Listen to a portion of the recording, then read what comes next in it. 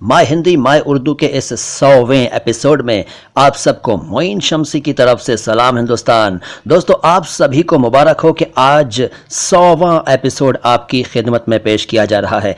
और ये तो आपको मालूम ही है कि 7 जनवरी 2017 को हमारा पहला वीडियो आपको देखने को मिला था, यानी लगभग 19 महीने हो गए हैं, 20 महीने समझ लीजिए लगभग, क्योंकि उसमें 7 जनवरी को स्टार्टिंग तो हुई थी लेकिन तैयारी काफ़ी पहले से चल रही थी। तो 20 महीने के लगभग हो चुके हैं, लगभग 2 लाख व्यूअर्स हो चुके हैं और 4000 से ज़्यादा सब्सक्राइबर्स हैं। और यह सब संभव हुआ है आप सबकी मोहब्बतों, आप सबके प्रेम और आप सबके सहयोग से।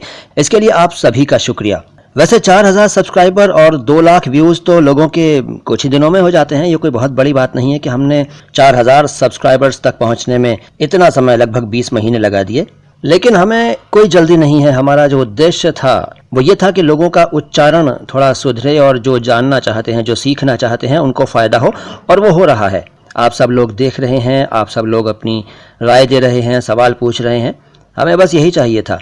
आज की मुलाकात में आप दोस्तों के कुछ सवाल मैं ले रहा हूं, उन सवालों के जवाब दूंगा। और जिनके सवाल आज शामिल नहीं हो रहे हैं वो भी इस एपिसोड को पूरा देखें, क्योंकि उनकी भी जानकारी यकीनन बढ़ेगी इस एपिसोड से भी, जैसे कि हमारे हर एपिसोड से बढ़ती है। और ये तो आप जानते ही हैं कि सवाल आपके जवाब MHMU के पार्ट 2 आज पेश किया जा रहा है। तो आज जो सबसे पहला सवाल मैं ले रहा हूं वो है हिंदी अक्षरों के उर्दू रूप पार्ट 1 वाले हमारे वीडियो के बारे में। इस वीडियो को देखकर कुंदन कुमार ने लिखा है, नेक्स्ट वीडियो सर, मतलब ये चाहते हैं कि अगला वीडियो कब देखने को मिलेगा। तो कुंदन साहब, इसका अगला वीडियो तो इसके कुछ ही दिनों बाद अपलोड कर दिया गया था। आप हमारे चैनल में ढूंढ लीजिए। वैसे ढूंढने की ज़रूरत नहीं पड़ेगी, आप चैनल खोलिए हमारा, आपको इसमें बड़ी आसानी से इसका भाग 2 मिल जाएगा, यानी हिंदी अक्षरों के रूप उर्दू रूप भाग 2 अवेलेबल है, देख लीजिए। दूसरा सवाल स और श दूसरा भाग एपिसोड के बारे में है। ये सवाल आया है नवदीप कांसला या कंसला साहब का। नवदीप साहब, माफ़ कीजिएगा, मैं आपके नाम को सही प्रोनाउंस नहीं कर पा रहा हूँ। आप बताइएगा कि आपका सरनेम कांसला है या कंसला है। बहरहाल, नवदीप साहब ने लिखा है कि आप टेक्निक नहीं बता रहे हैं, जैसे स और श का उच्चारण करते हुए जीभ के कौन से पार्ट का कहाँ इस्तेमाल करना है, तभी कुछ हो सकता है। तो भाई साहब, मैं आपको बताना चाहूँगा कि जहाँ तक मैं समझता हूँ ये टेक्निक बताने की कोई ज़रूरत ही नहीं है। सबसे आसान तरीका है ध्यान से सुनना। अगर कोई हमारे 100 वीडियोस में से 10 वीडियोस भी ध्यान से देख लेता है और सुन लेता है तो ये मेरी गारंटी है कि उसके उच्चारण में सुधार ज़रूर आएगा।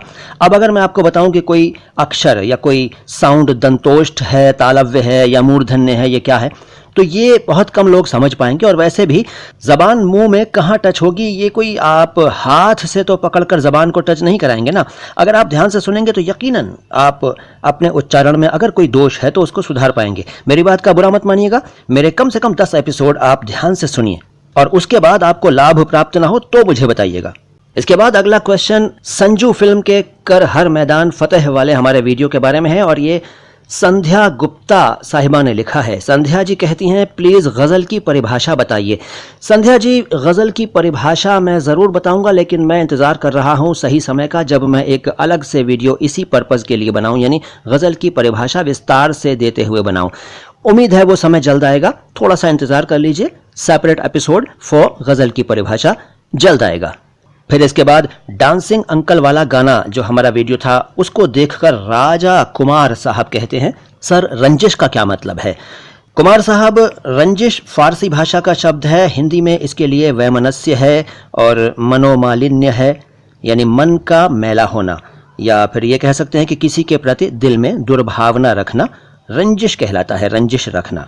अगला सवाल हिंदी अक्षरों के रूप पार्ट 1 वीडियो को देखकर भेजा है AR7 रसला PUBG मोबाइल, इस आईडी से आया है।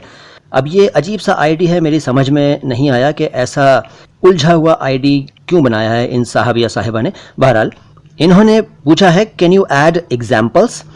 तो अगर आप इस बात को क्लियर कर देते या कर देती तो मैं समझ पाता कि आप किस टाइप के एग्जाम्पल्स चाह रहे या चाह रही हैं।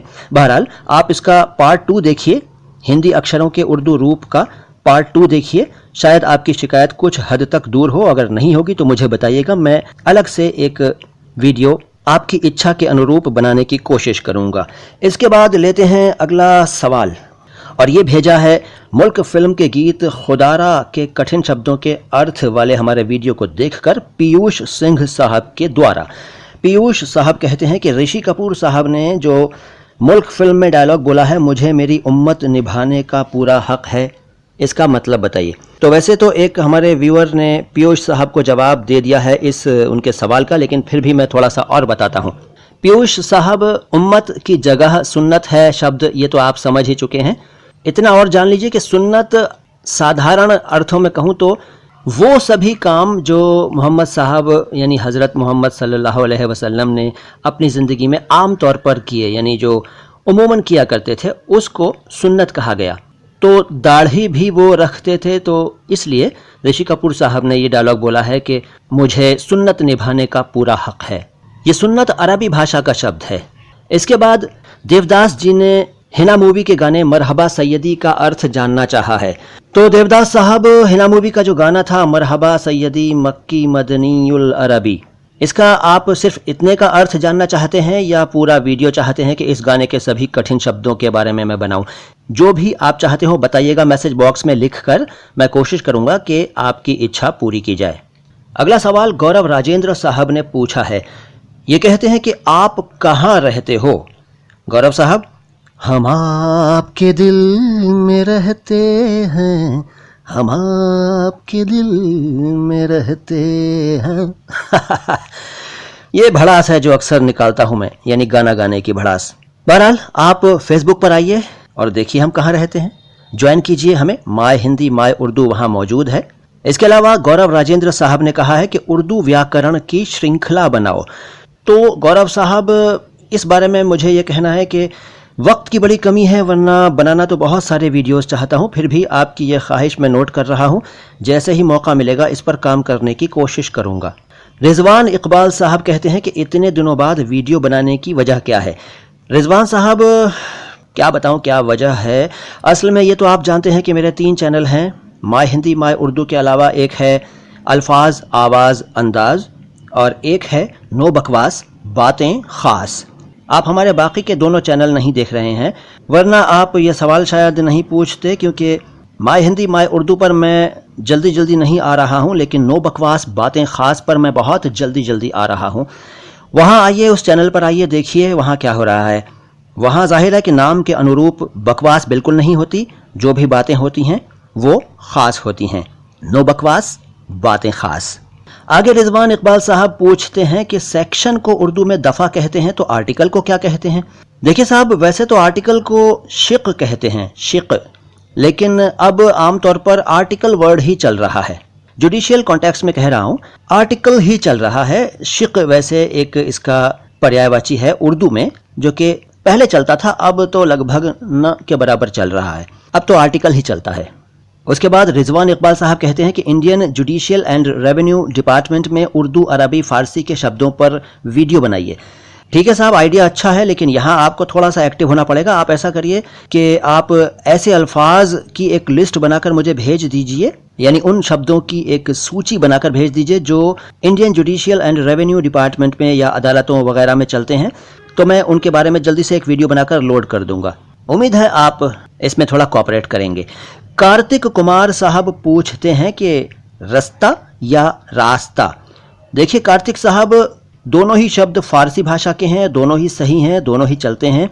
वैसे रास्ता ज़्यादा बेहतर है, रास्ता भी चलता है, और पोइट्री में अक्सर वज़न के हिसाब से रास्ता या रास्ता जो भी मुनासिब हो उस वक्त वो यूज़ कर लिया जाता है। ठीक दोनों ही हैं, ज़्यादा साहित्यिक रास्ता है।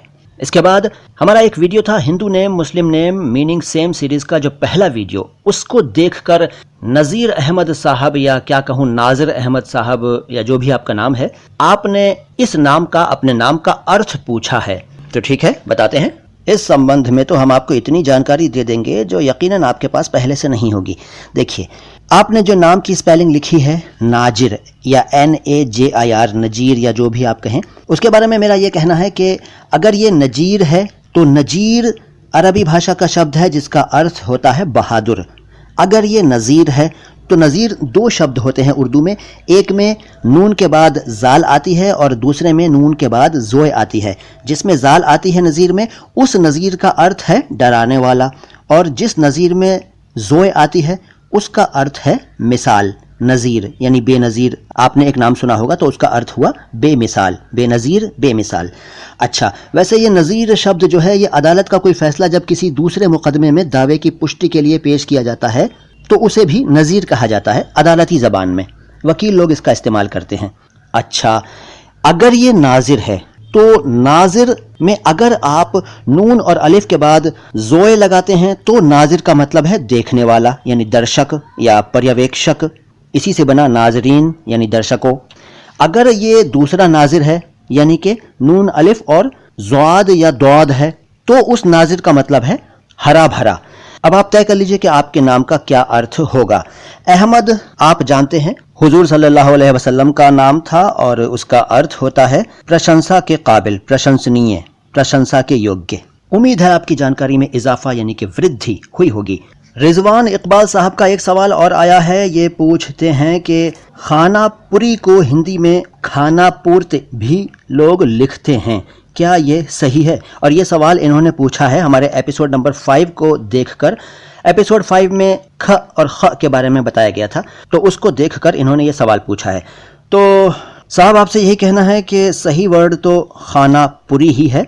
अब हिंदी में बना लिया गया है और चल भी रहा है तो अब क्या कहें। वैसे खाना पूर्ति तो बिल्कुल ठीक नहीं है, क्योंकि खाना अलग होता है और खाना अलग होता है। अगर आप कॉम्बिनेशन बनाना ही चाहते हैं तो खाना तो कहिए, कम से कम खाना पूर्ति लिख दीजिए, लेकिन खाना पूर्ति तो कुछ और ही अर्थ देता है। बहरहाल लोगों की मर्जी है, कुछ भी बोलें कुछ भी लिखें। अगला सवाल हमारे क्ष पार्ट 1 वाले एपिसोड को देखकर विकास शर्मा जी ने किया है। विकास शर्मा जी श्र की जानकारी चाहते हैं। श्र, तो विकास साहब आप श्र के बारे में किस तरह की जानकारी चाहते हैं? अगर विस्तार से बता देते तो हम आपके सवाल का जवाब देने में सहज होते। बहरहाल जैसे ही संभव होगा हम श्र के बारे में अलग से एपिसोड बनाएंगे। उम्मीद है आपकी सारी शिकायतें श्र के बारे में तब दूर हो जाएंगी, थोड़ा सा इंतजार कर लीजिए। तो साहब ये तो थे कुछ चुनिंदा सवाल जो हमारे कुछ व्यूअर्स ने भेजे थे।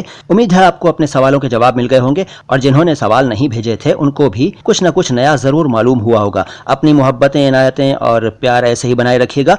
हमारे वीडियोस को देखते रहिए, लाइक करते रहिए, सब्सक्राइब करते रहिए, शेयर करते रहिए और कमेंट बॉक्स में कुछ न कुछ ज़रूर लिखते रहिए। जल्द ही आपसे फिर मुलाकात होगी। फिलहाल तो वही, सलाम हिंदुस्तान।